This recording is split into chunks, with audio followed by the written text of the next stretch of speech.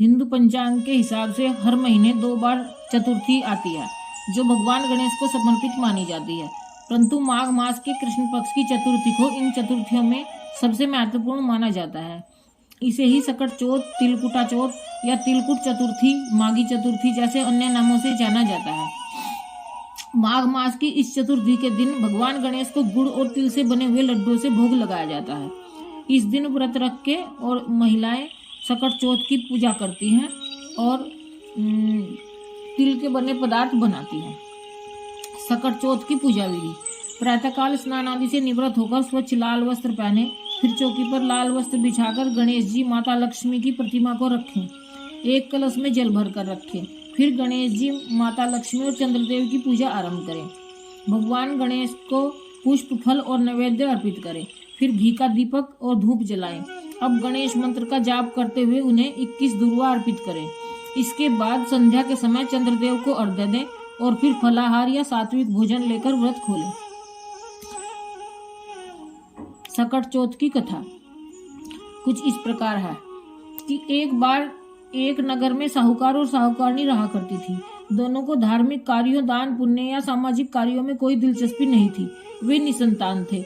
यही उनकी सबसे बड़ी चिंता थी। एक बार सकट चौथ के दिन उनकी पड़ोसन पूजा अर्चना कर रही थी। साहूकारनी ने पड़ोसन को पूजा करते हुए देखा तो पूछने लगी कि आखिर तुम यह क्या कर रही हो। पड़ोसन ने कहा कि आज सकट चौथ है और मैं इनकी पूजा कर रही हूँ। फिर साहूकारनी ने पूछा कि सकट चौथ का व्रत और पूजा करने से क्या लाभ होता है।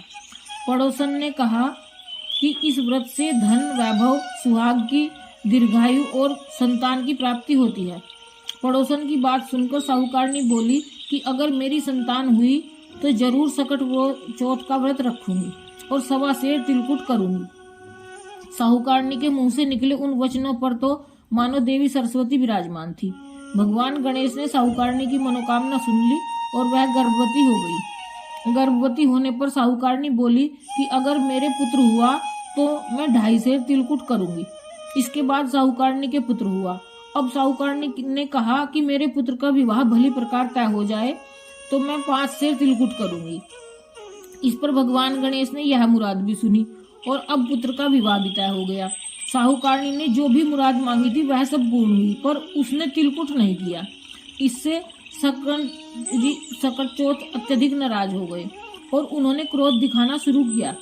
तब साहूकारनी का पुत्र विवाह में फेरे ले रहा था। तब उसे फेरे के बीच में उठाकर पीपल के पेड़ पर बिठा दिया। सब लोग वर को इधर उधर ढूंढने लगे। जब वर नहीं मिला तो सब लोग निराश होकर घर की ओर चले गए। जिस कन्या से साहूकारनी के बेटे का विवाह होने वाला था वह एक दिन सहेलियों संग गणगौर पूजा के लिए जंगल में दूब लेने के उद्देश्य से गई। तब उसने वहां पीपल के पेड़ से आवाज सुनी कि ओ मेरी अर्धब्याही।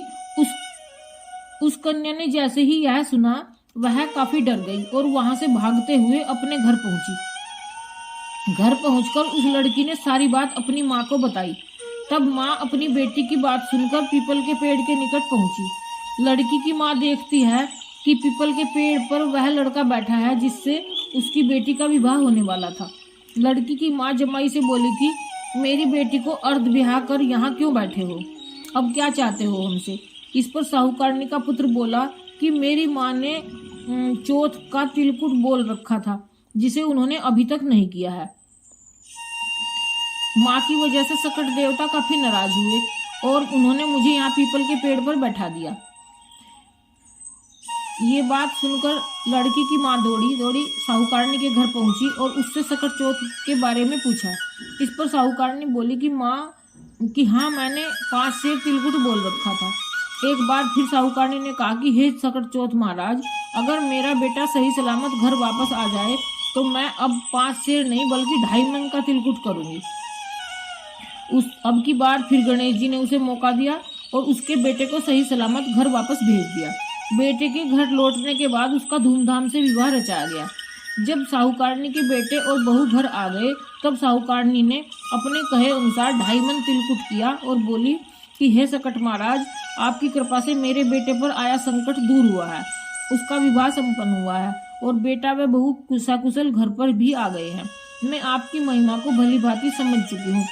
अब मैं हमेशा तिलकुट करके सकट चौथ का व्रत का पालन करूंगी।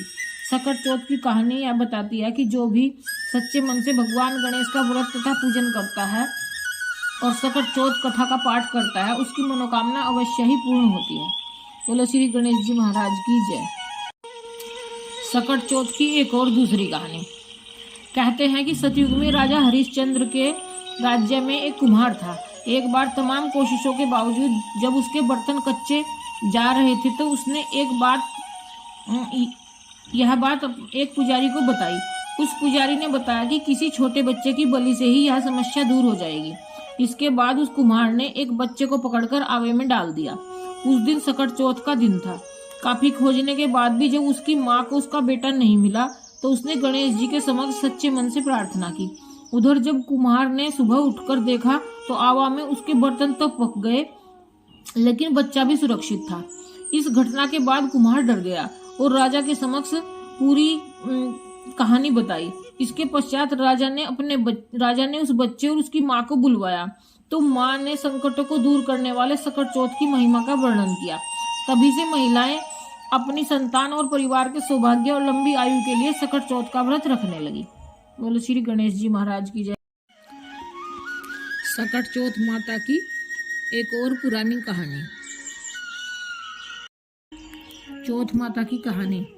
एक बूढ़ी अम्मा के ग्वालिया बाछलिया नाम का एक बेटा था। बूढ़ी अम्मा अपने बेटे से बहुत प्यार करती थी और उसके लिए 12 महीने की चौथ के व्रत किया करती थी।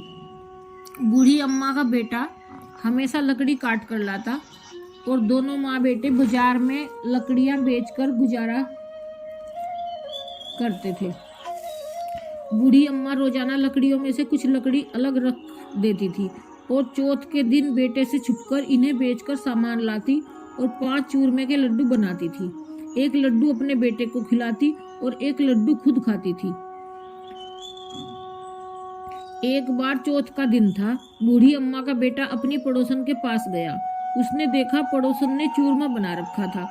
उसने पड़ोसन से पूछा कि आज क्या त्योहार है जो आपने चूरमा बनाया है। पड़ोसन बोली कि मैंने तो आज ही बनाया है, आपकी माँ तो हर चौथ के दिन चूरमा बनाती है, आपको खाने के लिए नहीं देती है क्या? तो बेटे ने कहा हाँ देती तो है। फिर पड़ोसन ने बूढ़ी अम्मा के बेटे से कहा कि आप जो लकड़ियां काट कर लाते हो उनमें से कुछ लकड़ियां आपकी माँ छुपा देती है,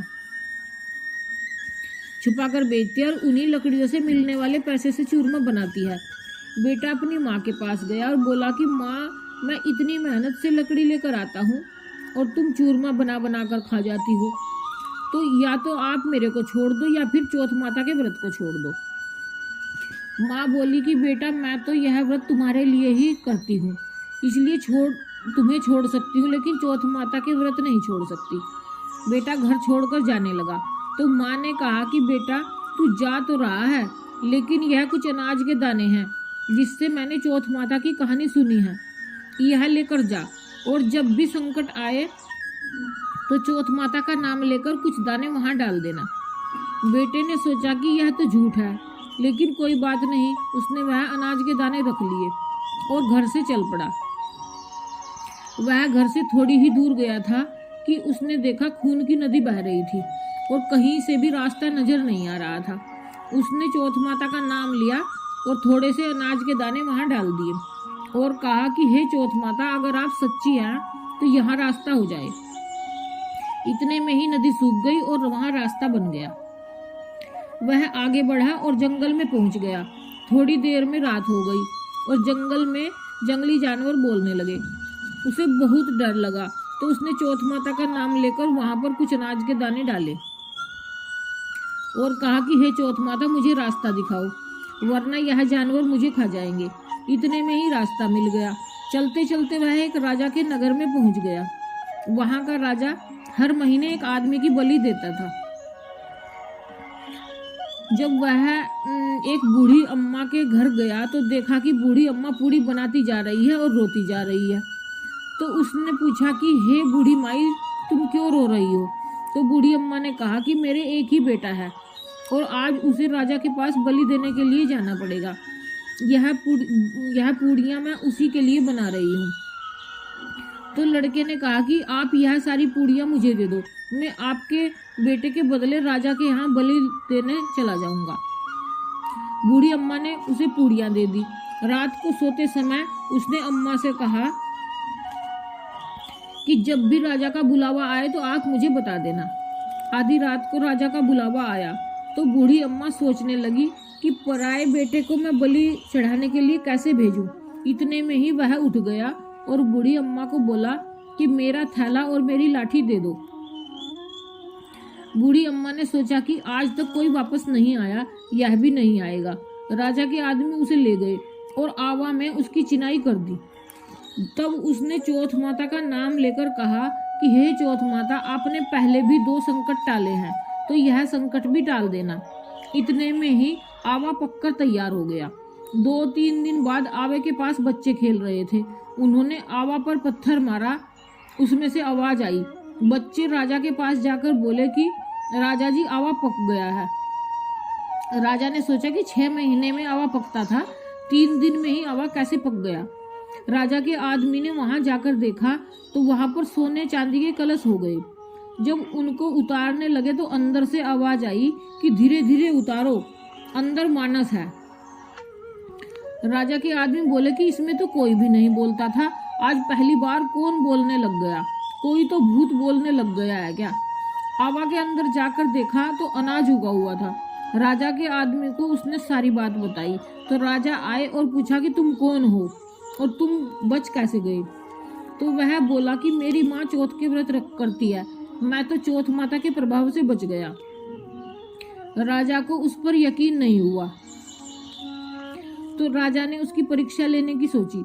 राजा उससे बोला कि तू एक घोड़े पर चढ़ जा और दूसरे घोड़े पर मैं चढ़ जाऊंगा।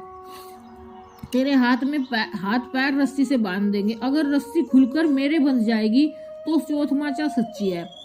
तो राजा और वह लड़का दोनों घोड़े पर बैठ गए। तो उसने थोड़े से अनाज के दाने डालकर कहा कि हे चौथ माता, मेरी लाज रखना। इतने में ही उसकी रस्सी खुलकर राजा के बंध गई। राजा ने सोचा कि चौथ माता है तो सच्ची। उन्होंने अपनी बेटी की शादी उसके साथ कर दी। वह वहीं रहने लग गया। बहुत दिनों बाद उसने कहा कि आज हमारे गांव की तरफ बिजली चमक रही है। तो रानी ने पूछा कि आपके गांव भी है? तो वह बोला कि मेरी माँ भी है, हम अब अपने देश चलेंगे। राजा ने उन्हें बहुत सारा धन देकर विदा किया। दूसरी तरफ बुढ़िया माई से लकड़ी तो कटती नहीं थी, इसलिए वह गोबर चुनकर उसे सुखाकर बेचकर अपना गुजारा करने लगी। पड़ोसन ने उसके बेटे बहू को आता देखकर बोला, बुढ़िया माई, तेरे बहू बेटे आ रहे हैं और बहुत सारा धन लाए हैं। बुढ़िया माई ने बोला कि मेरे कर्म में बेटा कहाँ था? एक बेटा था जिसको तूने सिखा पढ़ाकर मेरे से दूर कर दिया। पर बूढ़ी माँ का मन नहीं माना। उसने ऊपर चढ़कर देखा तो सच में ही उसके बेटे बहू आ रहे हैं। बेटे बहू आने के बाद बूढ़ी अम्मा का आशीर्वाद लेने लगे और कहा कि हम चौथ माता के प्रभाव से ही बचे हैं। तब सारी नगरी में ढोल नगाड़े बजाकर कहा कि बेटे की माँ और उसकी पत्नी सब कोई चौथ का व्रत करें। 13 नहीं तो 4, 4 नहीं तो 2, 2 तो सबको ही करने चाहिए। हे माता, जैसे बुढ़िया माई के बेटे का संकट काटा, उसी तरह सबका संकट काटना। कहते सुनते सबको अपना आशीर्वाद देना। बोलो चौथ माता की जय।